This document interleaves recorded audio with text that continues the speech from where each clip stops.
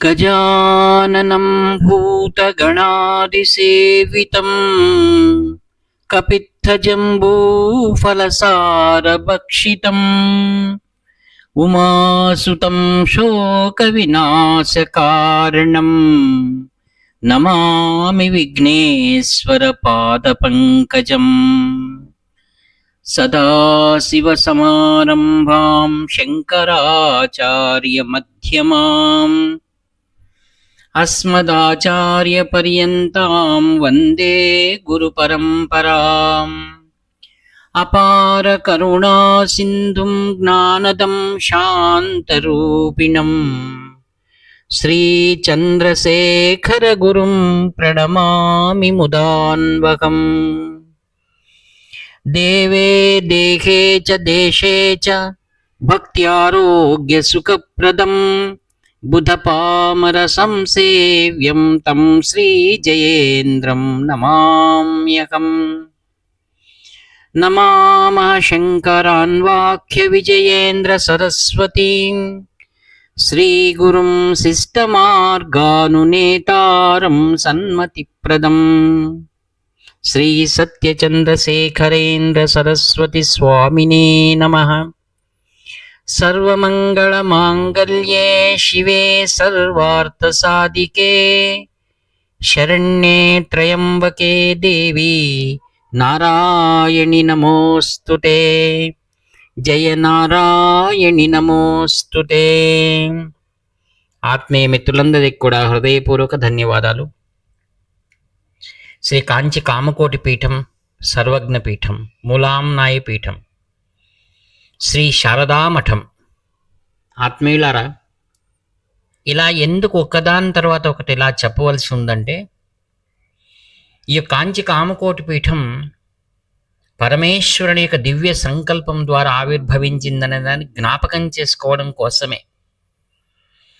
ఏ విధంగా పవిత్రమైనటువంటి శ్రీ మహావిష్ణువు యొక్క పాదము నుండి వచ్చినటువంటి ఆ యొక్క గంగ ఆ యొక్క సురలోకము నుండి భగీరథుని తపస్సు వల్ల పరమేశ్వరుని జటాజూటము నుండి ప్రవహిస్తూ జాహ్నవిగా ఆ యొక్క సగరుని యొక్క వంశమును ఉద్ధరించింది. తద్వారా భగీరథుని యొక్క ప్రయత్నం సఫలమైంది. అలానే శ్రీమన్నారాయణ నుండి అవతరించినటువంటి యొక్క వేద రాశి అంతయి కూడా పరమేశ్వరుని యొక్క ఉచ్ఛ్వాస నిశ్వాసములుగా అవతరించినది శాస్త్రములు చెప్తూనే ఉన్నాయి, అపౌరుషేయమని. అట్టి వేదరాశి ఈ భూలోకంలో పరమేశ్వరుని ద్వారా స్థాపించబడింది. దానికి కొరత ఏర్పడినప్పుడల్లా ఆ పరమేశ్వరుని దివ్య సంకల్పంగానే అనేక మంది మహాత్ములు అవతరిస్తూనే ఉంటారు.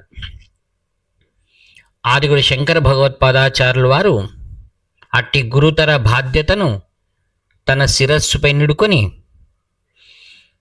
అవతారం లేనటువంటి, అంటే జన్మరాహిత్యమైనటువంటి మహాపురుషుడే కారణ జన్ముడుగా అవతరించాడు. అందులో తన శ్రీక్షేత్రంగా ఈ యొక్క సత్యవ్రత క్షేత్రం కాంచీ నగరాన్నే ప్రధాన భూమికగా ఎన్నుకొని కాంచీ దివ్య పీఠము, కామకోటి పీఠాన్ని స్థాపించారు. ఆ మహాపురుషులు గొప్ప పాఠశాల పెట్టుకున్నారు. ఆ పాఠశాలలో ఎంతమంది ఆ యొక్క దివ్య పురుషులు సమున్నతమైనటువంటి వేదరాశిని సంరక్షిస్తూనే ఉన్నారు నేటి వరకు. అవి చిన్న పరంపర కొనసాగుతుంది. అనేక విషయాలు మనకు బోధపడాలి అంటే మహాత్ములు రచించినటువంటి అనేక పురాణములు, శాస్త్రములు, పెద్దలు చెప్పిన మాటలను మరల మనం జ్ఞాపకం చేసుకున్నప్పుడు ఈ భూమిక మనకు అర్థమవుతుంది. మూలం ఏమిటి అనేది సద్గురు అనుగ్రహం ద్వారానే లభ్యమవుతుంది. మరి తరతరాలుగా ఈ కాంచి కామకోటి పీఠం ఎన్నో వంశాలను ఉద్ధరించి తద్వారా వారి సత్కర్మలు చేయిస్తూ మనందరినీ కూడా ఉన్నతమైన మార్గంలో పయనింపచేస్తున్నటువంటి మహాపురుషులే కాంచి కామకోటి పీఠ పరంపర.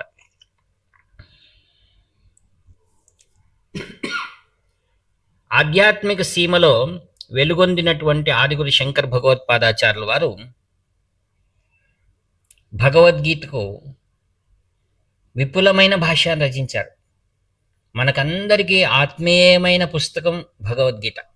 అది చాలా సులభంగా ఉంది. ఒక్కొక్క విషయాన్ని మనం ఆలోచన చేస్తూ వెళ్తే ఆ యొక్క భగవంతుని యొక్క దివ్యలీలన్నీ కూడా అర్థమవుతాయి. ఈ జీవన చక్రం ఏమిటి, ధర్మచక్రం అంటే ఏమిటి, ఈ యొక్క ఋతుపవనాలు ఎలా వస్తున్నాయి, వర్షం ఎలా వస్తుంది, ఈ సంతానం ఎలా కలుగుతోంది, సృష్టి ఎలా జరుగుతుంది, ధర్మం అంటే ఏమిటి, విపులమైన వ్యాఖ్యానం అంతా కూడా భగవద్గీతలో మనకు దర్శనమిస్తుంది. కాంచి కామకోటి పీఠం మహా కుటుంబం అది. ఎందరో ఆశ్రయం పొందారు. అనేకమైనటువంటి ప్రశ్నలకు ఉత్తరం మనకు ఎక్కడ దొరుకుతుందంటే భగవద్గీతలో. మన యొక్క సాంప్రదాయమైనటువంటి సనాతన ధర్మంలో మనం విశ్వసించేటువంటిది ఏమిటనగా పునర్జన్మ. ఆ పునర్జన్మ వలననే మనకు అనేకమైన మిగిలి ఉన్నటువంటి తాత్పర్యము ఏదైతే మిగిలి ఉందో సందేహాలు, వాటికన్నిటికి కూడా పరిపూర్ణమైన సందేహ నివృత్తి చేయడానికే ఈ పరంపర ఇలా కొనసాగుతూ ఉంది. ఇలా మనం జన్మలు ఎత్తుతూనే ఉన్నాం. అనేకమైన జన్మలు ఎలా వస్తున్నాయి, ఎందుకు, ఏమిటి అనే ప్రశ్నలకు చక్కటి సమాధానం భగవద్గీతల జ్ఞానయోగంలో ఆ యొక్క 5వ శ్లోకంలో చెప్తాడు భగవంతుడు.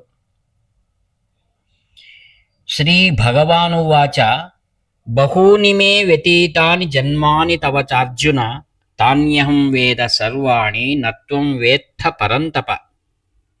ఓ అర్జున, నాకు మీకు అనేకమైన జన్మలు వచ్చి వెళ్ళిపోయాయి. వాటిననే నేను పరిపూర్ణంగా ఎరుగుదును, అయితే నీవు ఎరగవు. అనగా ఎవరైతే గురువుల దగ్గర వెళ్తున్నామో వారందరి యొక్క చరిత్ర పరిపూర్ణంగా గురువులకు తెలుసు. ఎందుకనగా కాంచి కామకోటి పరమాచార్యుల వారు తపస్సు ఏదైతే ఉందో శ్రీ జయేంద్రుల వారికి, వారి తపస్సు శ్రీ శంకర విజయేశ్వర స్వాముల వారికి. తపస్సు అనగా ఏమిటి? త్రికాలాబ్ జ్ఞానం. అది పరిపూర్ణమైన తపో జ్ఞానం. ఆ జ్ఞానం ఉందంటే చాలు, ఇంక అన్ని విషయాలు వాళ్ళకి ఎరుకనే. అలానే వచ్చిన ప్రతి జీవుడు వాడి యొక్క స్వరూపం ఏమిటి, వాడిని మాయ ఎంతవరకు స్వాధీనం చేసుకుని ఉంది, వాడిని ఎలా నేను ఈ మాయ నుండి విడిపించాలి, ఏ సులభమైన మార్గంలో ఇతన్ని నేను మార్చాలి అనడానికే భగవంతుడు అవతారం ఎత్తానని చెప్తున్నాడు ఈ శ్లోకంలో. అయితే అది మనకు అవగతం కాదు. ఎవడైతే అజోపి సన్నవ్యయాత్మ భూతానాం ఈశ్వరోపి సన్ ప్రకృతిం స్వామధిష్టాయ సంభవామి ఆత్మ మాయయా అంటాడు ఆయన. ఆ యొక్క దేవతలకు స్వరూపమైనటువంటి గురువులకు జన్మ లేదు, కర్మ లేదు. వాళ్ళు జన్మ కర్మలకు అతీతమైన వారు. వారిని ఈశ్వరుడు అంటారు, అందుకే శంకరులు అనాలి మనం. వారు ఆత్మ, ఆ యొక్క ఆత్మ అనేది ఏదైతే ఉందో పరమాత్మ స్వరూపమైన వారు మాయాశక్తిని తమ చేతిలో పెట్టుకొని అవతరించారు. వారు మనం మాయలో అధీనమై ఉన్నాం, వారి మాయ వారికి స్వాధీనమై ఉంది. ఓ అర్జున, నేను ఇప్పుడే కాదు మరలా అవతరిస్తున్నాను అనడంలో అర్థం ఏమిటి? కాంచి కామకోటి పీఠాధిపతులు ఆ యొక్క శంకర స్వరూపమైనటువంటి ఆదిగురు శంకర భగవత్పాదుల నుండి నేటి 71 పీఠాధిపతులు వారందరూ కూడా కారణ జన్ములే. ఏమిటి ఆ కారణం? యదా యదా హి ధర్మస్య గ్లానిర్భవతి భారత అభ్యుత్థానం అధర్మస్య తదాత్మానాం సృజామ్యహం పరిత్రాణాయ సాధూనాం వినాశాయ చ దుష్కృతాం ధర్మ సంస్థాపనార్థాయ సంభవామి యుగే యుగే.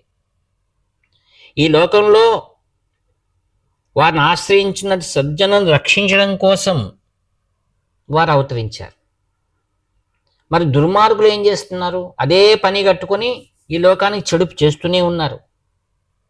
అయితే వీరు కరుణామయులైనటువంటి పరమాచార్య ఈ యొక్క పీఠం, సర్వజ్ఞ పీఠం, వారు మరలా తమ శిష్యుల్ని ఏం చేస్తున్నారు? మరొకరికి అప్పగిస్తున్నారు. నేను ఇంతవరకు వీడికి పాఠం చెప్పాను, ఇంకా ముందు వీరిని రక్షించు అని.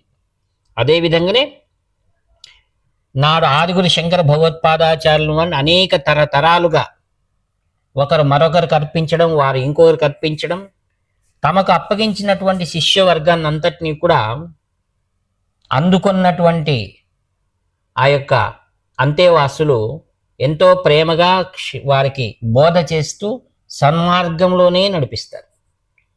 మనం ఎప్పుడైనా మాయ మనల్ని బాధించడానికి వస్తే వారి శరణాగతి మనం పొందినప్పుడు తప్పకుండా ఆ ఈతి బాధను తొలగించి మాయని దూరం చేస్తూ సన్మార్గం నడిపిస్తారు. అందుకే పరిత్రాణాయ సాధూనాం, నా యొక్క కార్యక్రమం ఏమిటి? వేద ధర్మాన్ని రక్షించడం.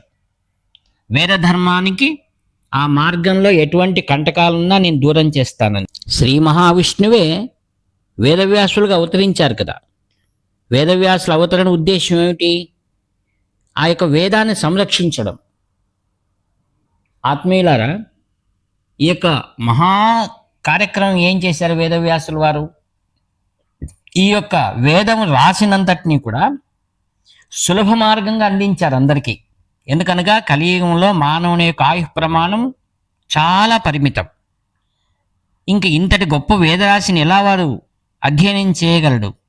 కావున వేదము ఏ అధ్యయనం లేకుండా వీరి జన్మ నష్టమైపోతుందని సాక్షాత్తు భగవంతుడే ఆ యొక్క వేదవ్యాసుల వారికి అవతరించారు.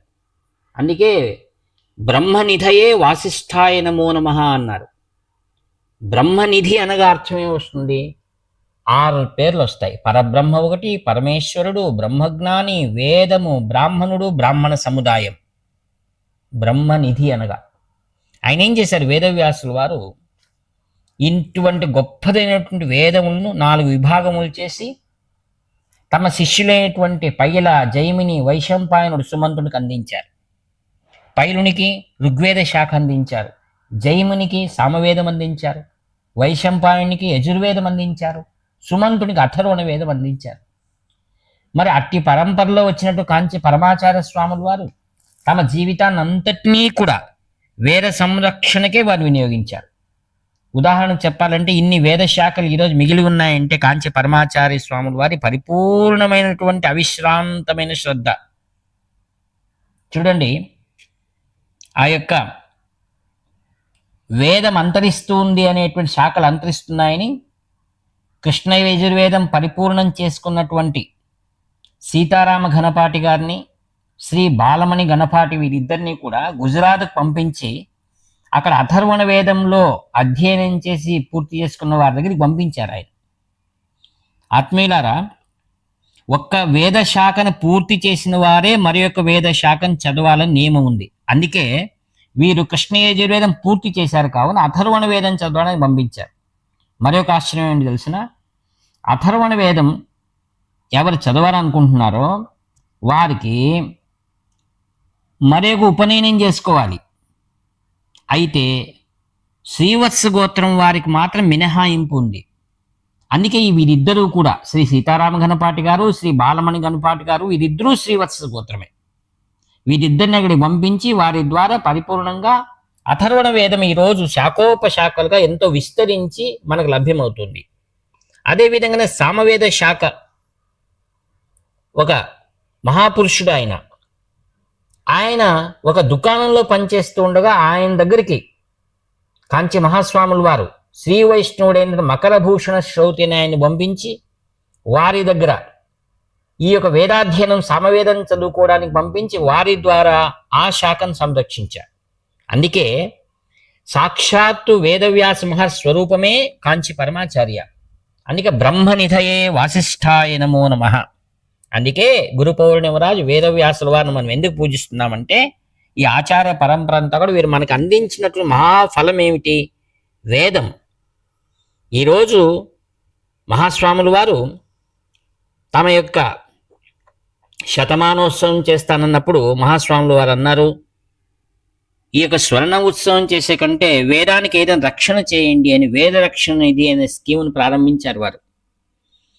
దాని ద్వారా ఈరోజు ఎందరో ఆ యొక్క వేద రక్షణ నిధి యొక్క సహాయ సహకారాలతో వేదము వటవృక్షంగా ఈరోజు పెరిగిందనమాట. అందుకే కాంచి కామకోటి పరమాచార్య స్వాములు వారు చేసినటువంటి ఘనమైన కార్యక్రమాలను ఎప్పటికీ కూడా మనం మరవలేనటువంటిది. అందుకే కాంచి పరమాచార్య స్వాములు వారు మనం నిరంతరం కూడా వారికి మనం శరణాగతి అయి ఉండాలి. అందుకే భగవద్గీతలో చెప్పినట్టుగా నా యొక్క జన్మ కర్మచమే దివ్యం మమయో వేత్తి తత్వతః త్యక్త్వా దేహం పునర్జన్మ నైతి మామేతు సోర్జున. ఓ అర్జున, ఎవడి ప్రకారంగా కాంచి పరమాచార్య స్వాముల దివ్య జన్మను కర్మను యథార్థముగా తెలుసుకుంటున్నాడు, అట్టివాడు మరణానంతరం మరలా జన్మను పొందడు, అతను మోక్షాన్ని పొందుతాడు. ఎందుకు గురువు యొక్క మన విషయాలు చర్చించాలనగా, ఎవడు మోక్షాపేక్ష ఉన్నాడో అతను తప్పక గురువు యొక్క జన్మ కర్మల విషయమే బాగా అంతరార్థంగా లోపలికి తెలుసుకోవాలి.